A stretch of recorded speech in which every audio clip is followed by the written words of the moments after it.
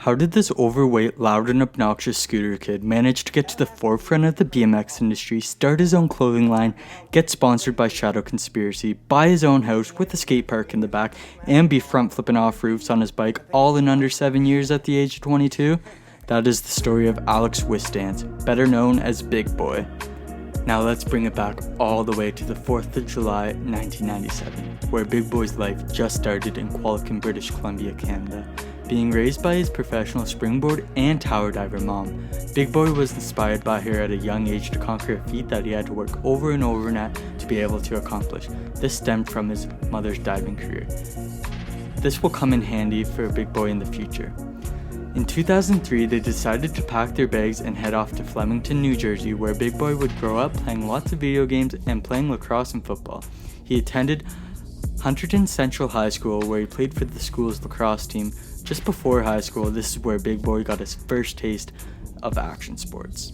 As many of you probably know, before BMX, Big Boy was a scooter rider, but Big Boy was actually a rollerblader first. This was Big Boy's first taste of the skate park, and he fell in love with it instantly. He would be at his local skate park, the Shield of Town. He was a pretty good rollerblader actually. He could throw front flips and pump around the park pretty well. Big Boy transitioned into the next action sport he fell in love with, which was scootering. By watching these old clips of Big Boy scootering, he definitely had a drive within him. He would make scooter edits and got fairly good at scootering and could throw down pretty sick tricks like kickless reruns and triple whips. And back then, those tricks were not seen as often, as we're talking about the 2011 to 13 era. So these were some pretty gnarly tricks at the time. When Big Boy was scootering, he learned his most famous trick, the flair. This was really impressive for an overweight 6'4" kid to pull off.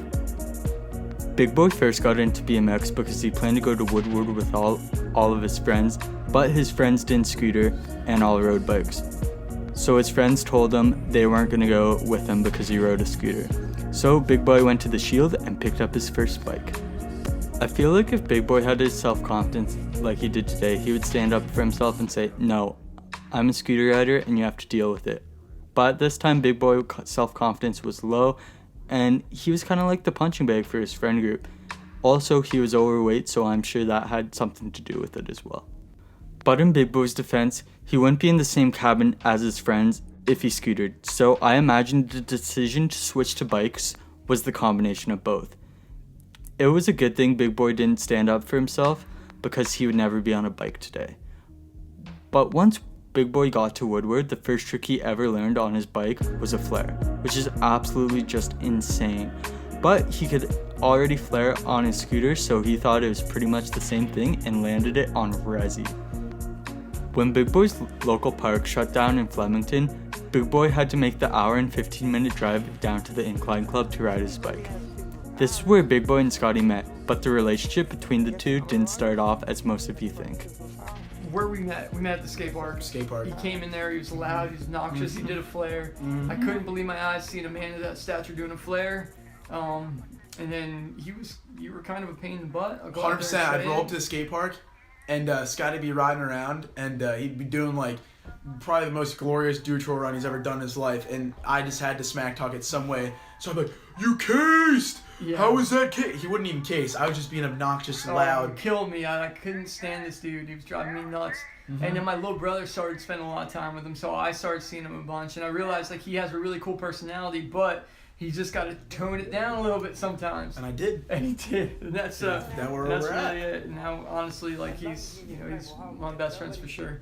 And this was the case for most of the crew members too. He had to turn it down, mature a little, and gain their respect. He gained the International Bad Boys, aka Ronnie Surridge's respect in a comp when Big Boy tried to truck, landed so hard on his back you could hear the smack from everywhere in the skate park. Then he got up and tried to double whip and ate it even harder.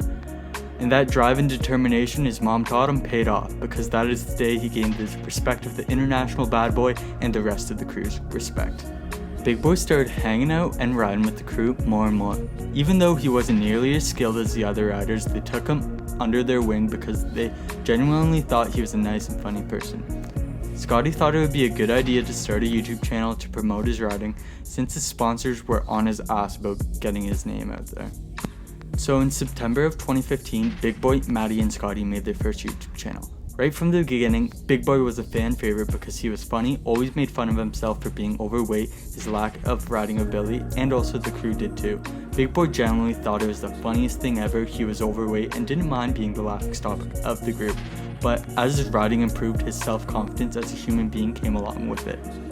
Then one day, Big Boy said to himself, you know what, it's time to change my life for myself and cut down on weight. So right then and there, he started his weight loss journey, which he was completely dedicated to and stuck with. And then he started riding his bike every day with the crew. This is when Scotty realized Big Boy was more determined than ever to make changes in his life for himself. And Scotty became Big Boy's mentor, teaching him lessons about positivity on and off the bike. This is when Big Boy excelled on his bike, his self-confidence skyrocketed. He found himself as a person, and you could really see Big Boy's true colors come out, which are spreading positivity, being an overall great guy, and an awesome bike rider. Big Boy grew a cult following on the YouTube channel at this point because the viewers could connect with him really easily, as when he started the YouTube channel, the average viewer was probably around the same skill level as him, and watching Big Boy progress gave them the motivation to progress with Big Boy. And overall, I don't know how you couldn't like Big Boy. He just has an awesome personality. Scotty and the crew were a huge reason for this. They pushed him every day, they were so positive with him, and Big Boy finally felt like he belonged. So guys, let's take a quick break from Big Boy and share our featured riders today. I like to put on an up-and-coming rider from the action sport I'm covering to give them the well-deserved recognition they deserve. And today's featured rider is Kieran Riley. He is absolutely mad, doing double flips, crazy whip bar combos. Make sure you go over there and show him love. Subscribe, like, watch all of his videos. You won't regret it. This guy's only got 16.8k subscribers. He deserved well over 100k. This guy's absolutely crazy. I've been really enjoying his videos lately. They're mad. Alright guys, now back to Big Boy. When Scotty had his tragic life-altering injury, Big Boy stepped up to the plate big time. All the things Scotty taught Big Boy came right back to help out Scotty during this hard time. Big Boy took over the YouTube channel, filmed and edited everything. This is when Big Boy decided to quit everything and dedicate his life to this channel. If that doesn't say anything about Big Boy's character, I don't know what will. He was helping organize fundraisers for Scotty and constantly visiting Scotty, drilling positivity in him when Scotty was at his worst. I feel from Scotty being around such positivity and hope was one of the reasons why he recovered so fast. As much as Big Boy was focused on Scotty, at this time Big Boy did not forget about himself. He was still making insane gains in the gym. He got so shredded. He lost over 100 pounds in a year. With this came confidence to back up the new look. And Big Boy started to really express himself, and this is where the tattoos began. Once Scotty started to recover from his crash more and more, being able to film with the crew again, he took on the role of being Big Boy's BMX coach. I can't give enough props to Scotty for doing this. This must have been so hard watching your friends ride every single day, having a blast when you're not able to join. But he's still there every single day with the best attitude out of everyone. He's a true inspiration. Scotty found a way to get joy from BMX again, from teaching Big Boy new tricks and watching him progress. Since Scotty taken on this role, this is when Big Boy started to progress on his bike at an unprecedented rate. Big Boy and Scotty's hard work paid off because in October 2018, Big Boy got picked up by Shadow Conspiracy. During this time, Big Boy bought a camper and was living in it for a brief period of time at the side of Trey Jones' backyard. And then in September of 2019, Big Boy sold his camper and bought an old Dodge passenger van because he wanted to be able to sleep wherever he wanted, and the camper van had limitations on stealth living. He gutted the inside and renovated it into living quarters. This is a great example of how Big Boy's confidence rose because he had no prior knowledge of building, but he believed in himself to teach himself how to do it. The year of 2019 to early 2020 has been the most crazy for Big Boy. In early 2019, he started his own online shop where he sells his personally designed clothing. Then in October of 2019, Shadow Conspiracy released a signature Big Boy helmet.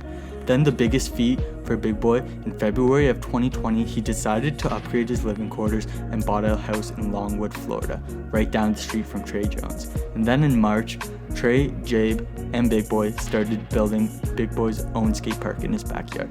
For me personally, I've been a fan of the channel right from the beginning. Seeing Big Boy grow up into the person and bike rider he is today has been so fun and motivational. The story of Big Boy is a truly inspirational one. A teenager who was lost with low self-esteem grow into the person he was meant to be is so warming. I think one of the things you can take away from Big Boy is the more you be yourself, the more happy you will be. This is going to be so fun to see what the future has in store for Big Boy. I really hope to make an update video on him one day. So guys, just for the vision of this channel, since this is my first video, so I'm going to be doing these types of videos of all different figureheads from all different action sports, from surfing, rock climbing, base jumping, snowboarding, all the action sports.